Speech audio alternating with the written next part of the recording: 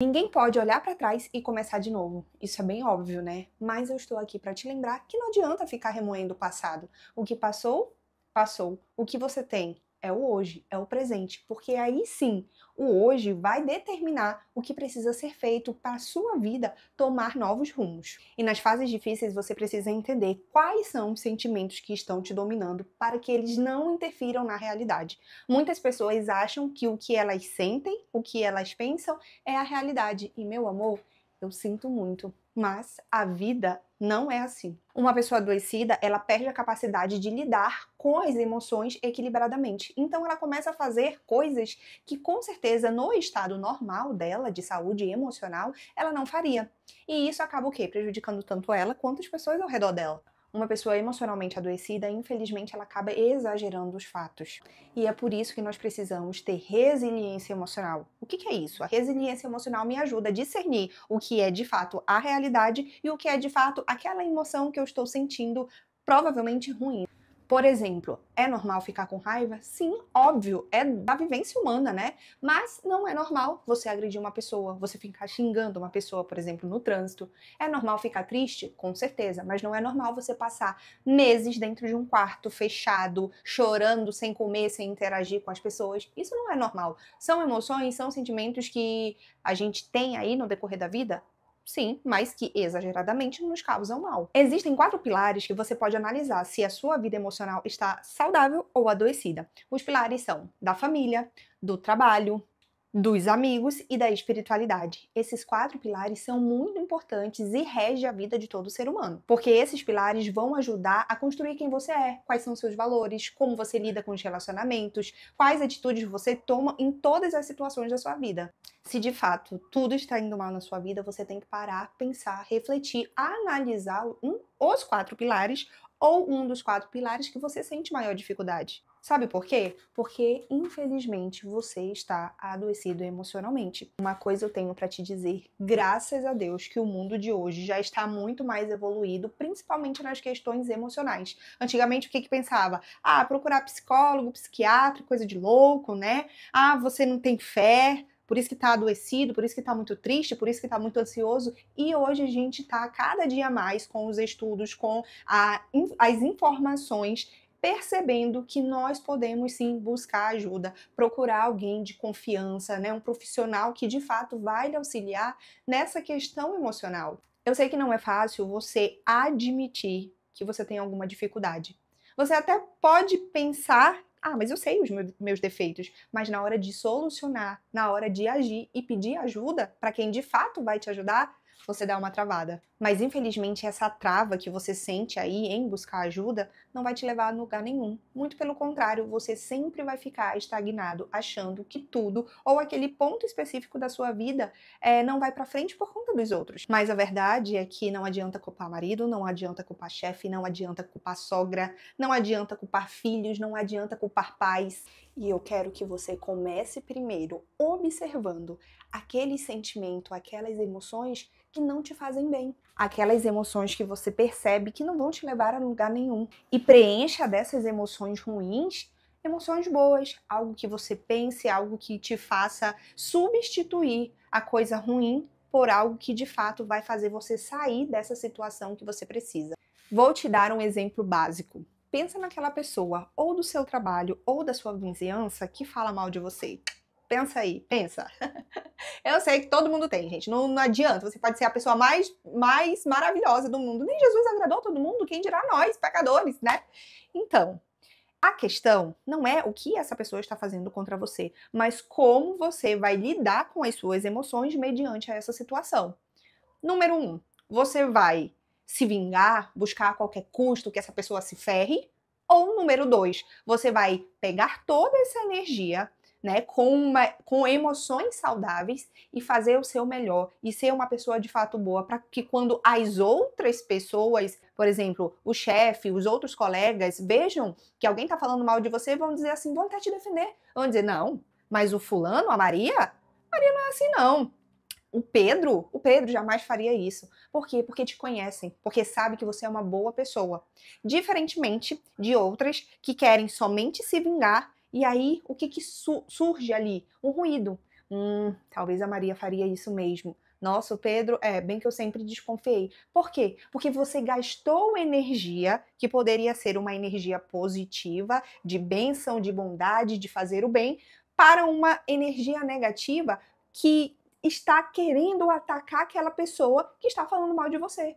E aqui eu não estou falando sobre não se defender no sentido de se posicionar, tá bom? Eu estou falando no sentido de querer que a outra pessoa se ferre porque ela está te ferrando. É uma coisa totalmente diferente da outra. Você está percebendo que não faz sentido você pegar a sua energia, que pode ser com emoções saudáveis, com coisas positivas, para descarregar em uma pessoa que já está adoecida e que está adoecendo também você?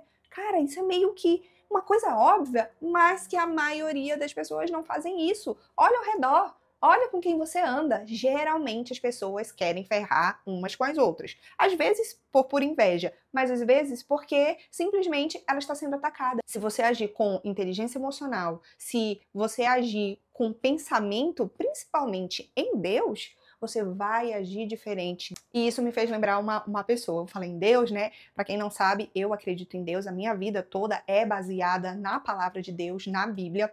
E tem uma pessoa na Bíblia, que é José. Não sei quantos aqui estudam a Bíblia, leem a Bíblia, conhecem ou não. Coloca aqui nos comentários se você acredita em Deus, se você de fato lê a Bíblia, conhece as histórias da Bíblia. E José foi uma criança, um rapaz, um jovem que era tratado diferente pelo pai por ser muito amado. E isso causou o quê? Ruído na família, nos irmãos. E infelizmente ele foi muito atacado, né? Sempre ele vivia ali com pessoas falando mal dele, sempre com confusão, com intriga entre os irmãos, até que chegou o ponto de quê? De os próprios irmãos quererem matar José. Por Deus, por também consciência pesada de um dos irmãos, e falou, não, vamos vender, é melhor vender, botar ele lá para longe do que matá-lo. Foi vendido como escravo, conseguiu se restabelecer, foi lá ali um dos mordomos da casa de Potifar, e mais uma vez, né, como José era um homem bonito, era um homem fiel no sentido de tudo que ele fazia, a palavra dele valia, então a esposa lá do chefe dele, de Potifar, fez o quê? Quis o José. E José, como sendo um rapaz temente a Deus, que conhecia a Deus, disse, eu não vou fazer isso, eu não vou pecar contra o meu Deus, não vou pecar contra o meu Senhor, que me confiou estar aqui nessa casa, né, sendo o mordomo dele. E, mais uma vez, José foi o quê? Injustiçado. A mulher de Potifar falou uma calúnia dele, que ele estava tentando ficar com ela, enfim. A história se resume a José indo para a prisão. O que aconteceu nessa situação? Parece que a vida de José, né, ladeira abaixo, pensa que vai subir, desce de novo e, cara, eu fiquei pensando, como é que ele não surtou? Como é que ele não pirou? Em nenhum momento da história de José diz que José ficou com raiva, se revoltou, se rebelou. E depois desse período de turbulência, José ele passou por outras situações em que ele foi colocado como governador e quando ele teve a oportunidade de se vingar, de fazer o mal para os seus irmãos, lembra? Os irmãos que queriam matar, os irmãos que venderam, quando ele teve essa oportunidade, aqui ó, eu tô com poder máximo, eu posso fazer o que eu quiser sendo governador do Egito, mas José fez o quê? Não cedeu a isso. Ele, de fato, estava tão firme, tão fiel a Deus, porque toda a confiança de José, toda a garra, toda a força que ele teve foi mediante a ele ter sido ensinado a ter Deus em primeiro lugar na vida dele. Ele não permitiu que os obstáculos, as tristezas, as maldades das pessoas que estavam ao redor dele ferissem a integridade dele. E é isso que eu quero que você pense hoje. Se você está passando por uma situação na sua vida, ou que você mesmo ocasionou, porque acontece isso, tá, gente? Eu vejo inúmeras pessoas se metendo ladeira abaixo por decisões próprias, porque elas mesmo, nas situações da vida delas, fazem isso com elas. Se você é uma dessas pessoas, saiba que ainda há como voltar. E você pode, primeiro, reconhecer que você está errado, que você precisa de mudança e buscar ajuda. Ou se você é uma das pessoas que foi atacado como José, foi caluniado, você também pode ter uma postura de uma pessoa que confia em Deus. Busque a Deus, olhe na palavra de Deus quais são as promessas para as pessoas que são fiéis, para as pessoas que entregam a vida a Deus e de fato o Senhor vai te honrar. E aqui vai uma coisa muito importante. Por José confiar em Deus, ele liberou perdão. José, ele foi um homem que de fato estava com a vida ligada com Deus. E se você está passando por algum problema, por alguma dificuldade, se tudo na sua vida vai mal, eu te convido de verdade a se apegar a Deus, a buscar na sua palavra forças, né? Clama ao Senhor, fala assim, abre teu coração, Senhor, eu tô passando por tanta coisa, por tanta dificuldade, por tanta necessidade, me ajuda, eu estou aberto aqui para que o Senhor venha atuar na minha vida e tudo de ruim que eu estou passando se transforme em bênção para mim, para minha família, para as pessoas com quem eu convivo. Porque de nós mesmos nós não conseguimos. A gente quer vingança, a gente quer que as pessoas também se deem mal, né? A gente quer que pague até mais do que as pessoas fizeram.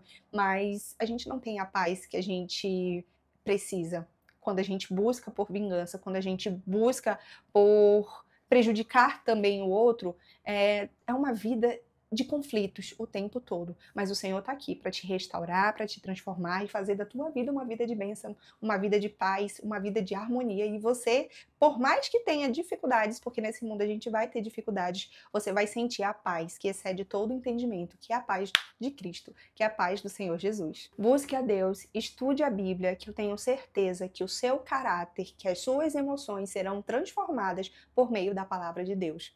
E tudo o que eu falei para você está aqui, ó, no primeiro capítulo desse livro. Esse livro é a Chave da Virada. É um livro pequeno, um livro curtinho, mas que tem de suma importância na vida das pessoas. É um livro que fala sobre a saúde emocional. Eu li e eu falei assim, cara, não posso ficar só para mim, preciso compartilhar com outras pessoas. E agora eu vou fazer outros vídeos dos outros capítulos. Se eu não me engano, são quantos capítulos? 7 capítulos, então serão 7 vídeos falando um vídeo cada capítulo aqui da Chave da Virada. E o nosso primeiro vídeo, né, o que é o primeiro capítulo, diz assim, ó, as chaves para o bem-estar emocional. Então, se você olhar esse livro, se você encontrar em algum lugar, não é um livro que se vende, tá bom? É um livro que é doado. Nós saímos aqui no nosso bairro, doamos mais de 1000 livros para as pessoas que moram por aqui, porque a gente sabe da necessidade que temos hoje de termos saúde emocional em meio a tantas coisas que estão acontecendo no mundo. E eu quero que você também seja abençoado por esse livro. Então, se você gostou desse vídeo, compartilha com as pessoas, coloca aqui nos comentários, diz pra mim aí o que tá passando na sua vida, que eu vou orar por você, para que você seja transformado por Deus, pelo Espírito Santo, e a sua vida seja um testemunho vivo para outras pessoas. E é claro, eu não poderia deixar de fazer uma breve oração com você. Vamos orar? Querido Pai, eu estou aqui para te buscar e que o Senhor fale com a pessoa que está aí do outro lado. Toque no coração dela, toque na vida dela, toque na mente dela e principalmente nas emoções que ela está sentindo agora. Seja de tristeza ou de alegria, Senhor. Se for de tristeza, transforma, ó Pai, que ela venha, por favor, assumir o que ela está errando, buscar ajuda, liberar perdão e seguir uma vida digna segundo o teu querer. Obrigado por tudo, em nome de Jesus. Amém.